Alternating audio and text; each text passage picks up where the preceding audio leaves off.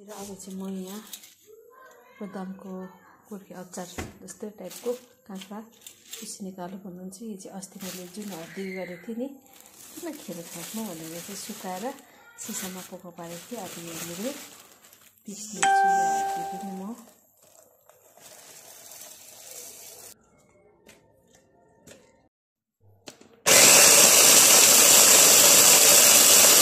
धेरै यति किन भएको छ। यस अझै एकपल्ट गर्नुपर्छ। आधी आधी गर्दै गर्दैछु म। र अब चाहिँ मैले केलाई झुलाइ गरिसकेँ। मेरो चाहिँ साग केला चाहिँ यस्तो हुन्छ कि केलाको भन्दा बेसी चाहिँ गयो।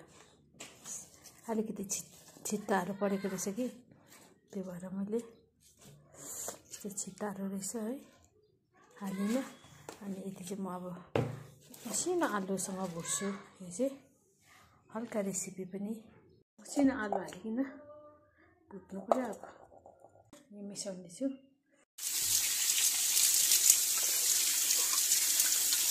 अब चाहिँ म तेल एड गर्नेछु, खाने तेल। अनि मैले फ्लेभरको लागि मात्रै यो चाहिँ बिया निकालेको सुक्खा खोर्सानी पनि एड गर्छु।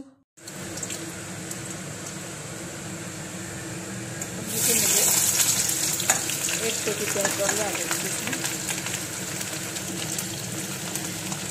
त्यो घरको हर्दी साथी कभर गरिदियो।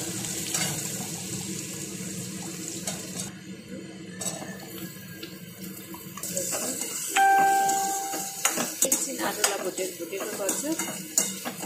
मैले यहाँ अद्भुत कलर यसको त स्मेल एकदम धानको चामल जस्तो आउँदो रहेछ।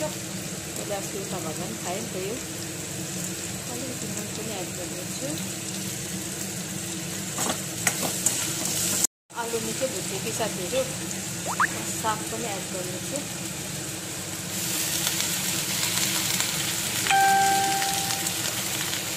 अस्ति काँचो खाने झन् एकदमै मिठो हुँदो रहेछ यो।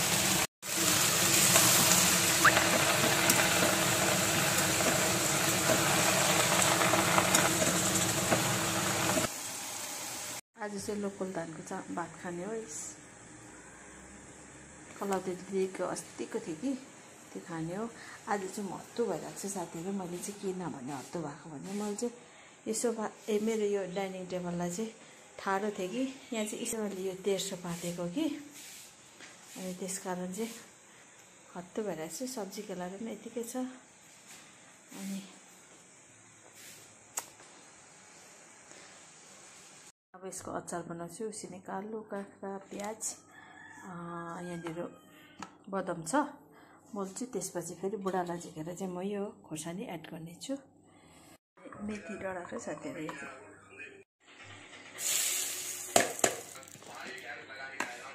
पनि एड गर्दैछु। अब चाहिँ हातले मुछिदिने हो। मलमल पनि पारिसकेँ। कस्तो देखेको छ हेर्नुहोस् है। खोर्सानी नि एड गऱ्यो बुढालाई झिकेर। आज चाहिँ खाना ढिलो भयो। बुढा काम गरेर नि फेरि गुम्बा गरेर आइसक्यो।